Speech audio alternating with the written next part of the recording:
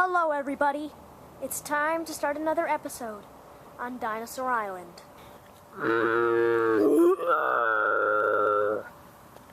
We start this day on the plains. Here we see Salty and Mark grazing.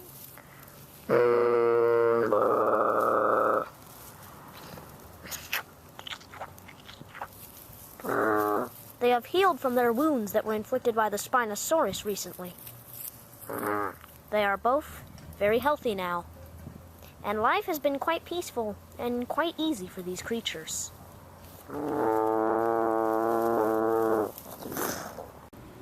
But the Saltosaurs are not the only ones grazing on the plains. Here we see a female Maiasaura. Maiasaura are very common on the other side of the island. However, Maiasaura, along with most hadrosaurs, have been outcompeted by Iguanodon and Saltosaur on this side. It is odd to see a Maiasaura or a hadrosaur of any type on this side of the island.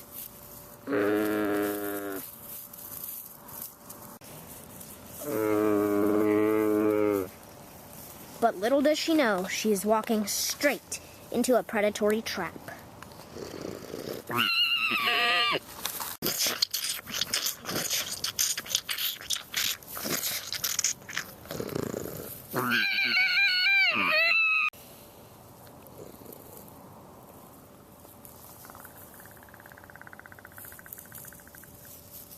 The culprit for this murder is Silas. But instead of starting to eat the carcass himself, he appears to call. Call? For what, though?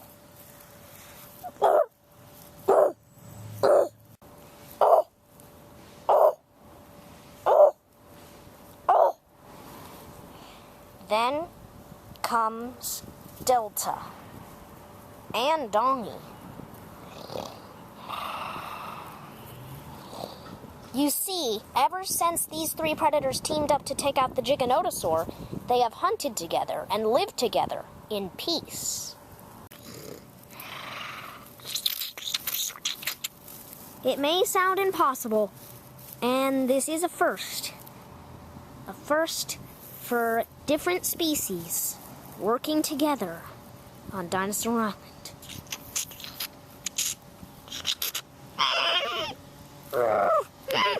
There are short squabbles over food.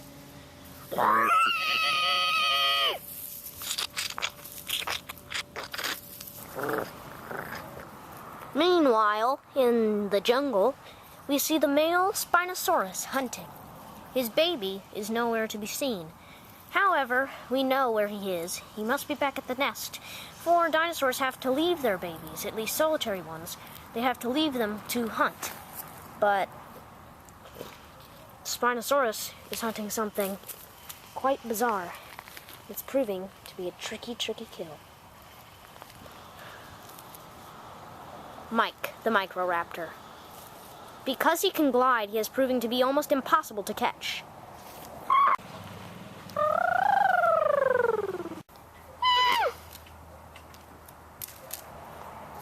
The Microraptor has landed in a tree.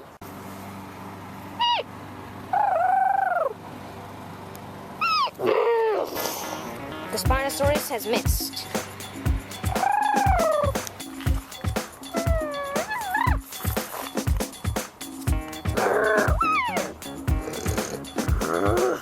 And he misses again.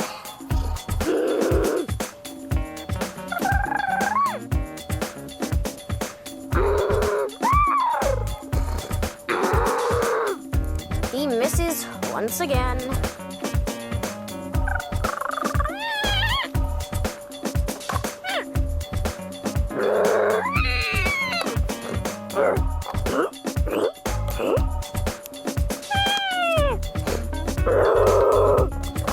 He misses again. Meanwhile, at the Spinosaurus nesting site, we see the little baby taking a nap. As you can see, the 3 eggs we saw in the last episode have been eaten and discarded by the father. They were rotten and never going to hatch. But a predator is stalking the baby. It is Sunny, the male oviraptor. The baby would be a very easy meal for this predator.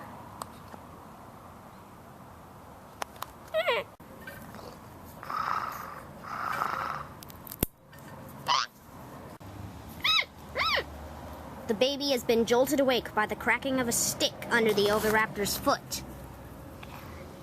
The oviraptor has given away his position, and he attacks as fast as he can.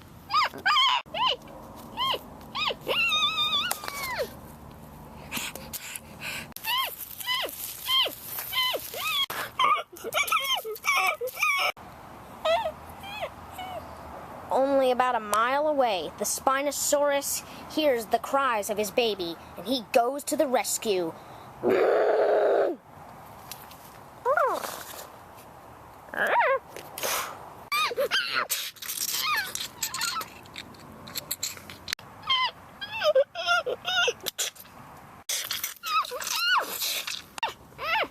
Sonny gets back up and runs away as fast as he can.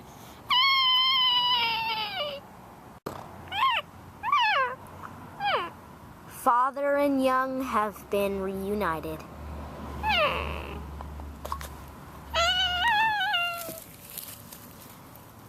About 6 miles away, we see the Styracosaurus family resting.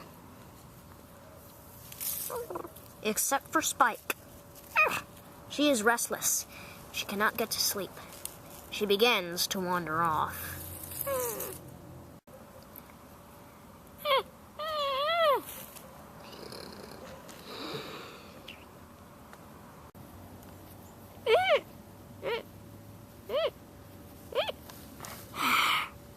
It appears that Spike is investigating something.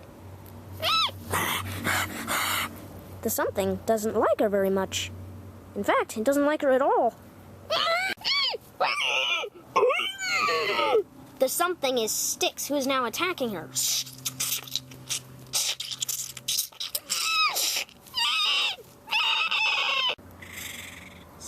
Fred, the juvenile, and Styx's mate, Jackie, began to move in. They don't even bother to kill the defenseless Spike. They just eat her alive.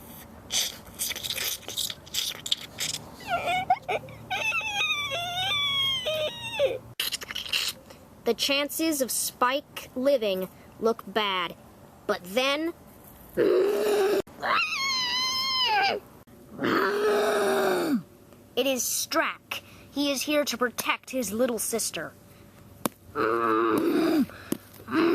He begins pawing at the ground, but before he can charge, the velociraptors begin to move away.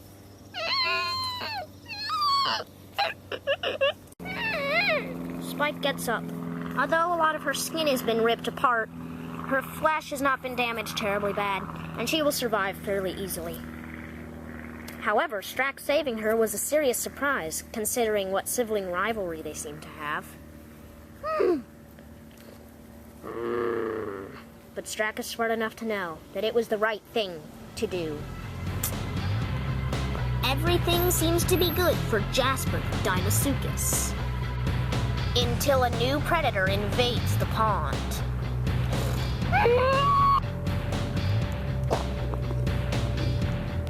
A giant battle takes place underwater. And an odd story twist leads to the death of a monster killer. Next time on Dinosaur Island.